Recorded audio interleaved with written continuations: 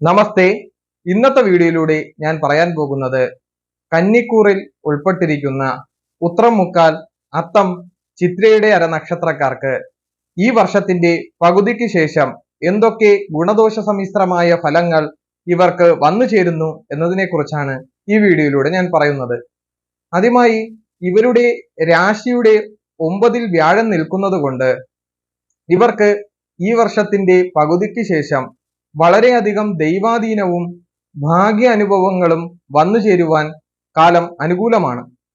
അതുകൊണ്ട് തന്നെ എന്ത് കാര്യങ്ങളിൽ ഏർപ്പെട്ടാലും ആ കാര്യങ്ങളിലെല്ലാം പൂർണ്ണ വിജയം കൈവരിക്കുവാൻ ഇവർക്ക് ഈ ഒരു വർഷക്കാലം സാധിക്കുന്നതാണ്.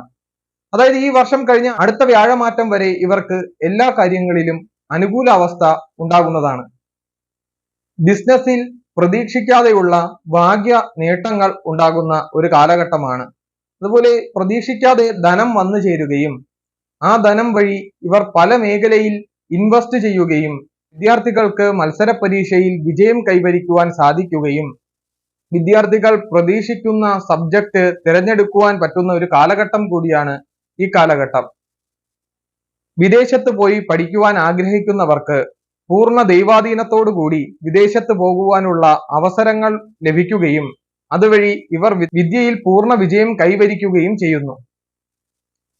തൊഴിൽ മാറ്റം ആഗ്രഹിക്കുന്നവർക്ക് തൊഴിൽ മാറ്റത്തിനുള്ള അവസരങ്ങൾ വന്നു ചേരുകയും തൊഴിലിൽ പല വിധേനയുള്ള ക്ലേശങ്ങൾ അനുഭവപ്പെട്ടിരുന്നവർക്ക് ഈ കാലഘട്ടത്തിൽ സ്ഥാനക്കയറ്റവും അംഗീകാരങ്ങളും പ്രശസ്തിയും ഉണ്ടാകുന്നു. യൂണിഫോം ഇട്ട് തൊഴിൽ ചെയ്യുന്നവർ, അതായത് പോലീസ്, പട്ടാളം മുതലായ മേഖലയിൽ പ്രവർത്തിക്കുന്നവർക്ക് കാലം അനുകൂലമാണ്. ഇക്കാലഘട്ടത്തിൽ ഇവർക്ക് പല വിധേനയുള്ള ആനുകൂല്യങ്ങൾ ലഭിക്കുകയും PSC, SSC എന്നിവ ലിസ്റ്റിൽ ഉണ്ടായിരുന്നവർക്ക് ജോലിയിൽ പ്രവേശിക്കുവാനുള്ള കാലഘട്ടം കൂടിയാകുന്നു. ഗുരുക്കന്മാരിൽ നിന്നും പിതാവിൽ നിന്നും മാതാവിൽ നിന്നും പല വിധേനയുള്ള സഹായങ്ങളും ഗുണാനുഭവങ്ങളും ഉണ്ടാകുന്ന ഒരു കാലഘട്ടം കൂടിയാകുന്നു. ഈ നക്ഷത്രക്കാർക്ക് പുതിയ വാഹനം വാങ്ങുവാനും പുതിയ ഗൃഹം വെക്കുവാനും കാലം അനുകൂല. പഴയ വീടുകൾ പുതുക്കി പണിയുവാനും പുതിയ ഭൂമി വാങ്ങിക്കുവാനും യോഗം വന്നു ചേരുകയാണ്. പല വിധേനയുള്ള തീർത്ഥാടന യാത്രകൾ പോകുവാനും ഈ കാലഘട്ടത്തിൽ കഴിയുന്നതാണ്. വിവാഹം കഴിയാത്ത വ്യക്തികൾക്ക് വിവാഹം കഴിയുവാൻ സാധ്യതയുള്ള ഒരു കാലഘട്ടം കൂടിയാണ്. അതായത് അച്ഛന്റെ കുടുംബവുമായി ബന്ധപ്പെട്ട് വിവാഹ ആലോചനകൾ വരുവാനും സാധ്യത വളരെ കൂടുതലാണ്. ഉദരസംബന്ധമായ രോഗങ്ങൾ ഉണ്ടായവർക്ക് ഉദരസംബന്ധമായ രോഗങ്ങൾക്ക് ശമനം ഉണ്ടാകുന്ന ഒരു കാലം കൂടിയാണ്. ഈ വർഷത്തിന്റെ പകുതിക്ക് ശേഷം ഇവർക്ക് എല്ലാ കാര്യങ്ങളിലും പൂർണ്ണ വിജയം കൈവരിക്കുവാൻ സാധിക്കും. നൃത്തം, സംഗീതം, കവിതാരചന, ചിത്രരചന, എഴുത്തുകാർ എന്നിവർക്ക് ഈ കാലഘട്ടം വളരെ അനുകൂലമായ കാലഘട്ടമാണ്. ഇവ തൊഴിലായി സ്വീകരിച്ചിരിക്കുന്നവർക്ക് പല വിധേനയുള്ള വർക്കുകൾ വരുവാനും പ്രതീക്ഷിച്ചതിൽ കവിഞ്ഞ നേട്ടം കൈവരിക്കുവാനും സാധിക്കുന്നു. രാഷ്ട്രീയക്കാർക്ക് രാഷ്ട്രീയത്തിൽ പല വിധേനയുള്ള പദവികൾ കൈവരിച്ച് രാഷ്ട്രീയത്തിൽ വളരെയധികം പ്രശസ്തി എടുക്കുവാൻ കഴിയുന്ന ഒരു കാലഘട്ടം കൂടിയാണ്.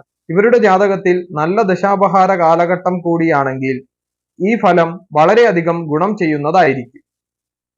ഈ നക്ഷത്രക്കാരുടെ ജാതകത്തിൽ ആദിത്യ ദശയാണെങ്കിൽ ശിവന് ജലധാര നടത്തുന്നതും ശിവക്ഷേത്ര ദർശനം നടത്തുന്നതും വളരെ ഉത്തമമായിരിക്കും.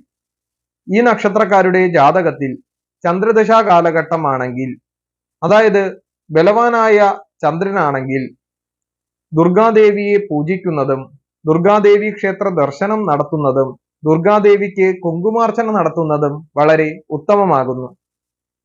ഈ നക്ഷത്രക്കാരുടെ ജാതകത്തിൽ ബലഹീനത്വമുള്ള ചന്ദ്രനാണെങ്കിൽ, അതായത് പക്ഷബലം ഇല്ലാത്ത ചന്ദ്രനാണെങ്കിൽ ഭദ്രകാളി ക്ഷേത്ര ദർശനം നടത്തുന്നതും ഭദ്രകാളിക്ക് കുങ്കുമാർച്ചന നടത്തുന്നതും വളരെ ഉത്തമമാകുന്നു. ഈ നക്ഷത്രക്കാരുടെ ജാതകത്തിൽ ചൊവ്വാദശ കാലഘട്ടമാണെങ്കിൽ, ജാതകത്തിൽ ഓജരാശിയിൽ നിൽക്കുന്ന ചൊവ്വയാണെങ്കിൽ സുബ്രഹ്മണ്യ സ്വാമി ക്ഷേത്ര ദർശനവും സുബ്രഹ്മണ്യ സ്വാമിക്ക് പഞ്ചാമൃത അഭിഷേകം നടത്തുന്നതും വളരെ ഉത്തമമാകുന്നു. ഈ നക്ഷത്രക്കാരുടെ ജാതകത്തിൽ യുഗ്മരാശിയിലാണ് ചൊവ്വ സ്ഥിതി ചെയ്യുന്നതെങ്കിൽ ഭദ്രകാളി ക്ഷേത്ര ദർശനവും ഭദ്രകാളിക്ക് കുങ്കുമാർച്ചന നടത്തുന്നതും വളരെ ഉത്തമമാകുന്നു. ഈ നക്ഷത്രക്കാരുടെ ജാതകത്തിൽ സർപ്പദശാ കാലഘട്ടമാണെങ്കിൽ നാഗരാജ ക്ഷേത്ര ദർശനം നടത്തുന്നതും, അതായത് പാമ്പുമേക്കാവ്, മണ്ണാറശാല, വെട്ടിക്കോട്, ആമയിട എന്നീ പുണ്യക്ഷേത്ര ദർശനം നടത്തുകയും അവിടെ നൂറും പാലും നടത്തുന്നതും വളരെ ഉത്തമമാകുന്നു. അത് കഴിഞ്ഞ് അടുത്തു വരുന്ന ദശ വ്യാഴദശാ കാലഘട്ടമാണെങ്കിൽ ഇവർ വിഷ്ണു ക്ഷേത്ര ദർശനം നടത്തുന്നതും വിഷ്ണു സഹസ്രനാമാർച്ചന നടത്തുന്നതും വളരെ ഉത്തമമാകുന്നു. അത് കഴിഞ്ഞ് വരുന്നത് ശനിദശാ കാലഘട്ടമാണ്.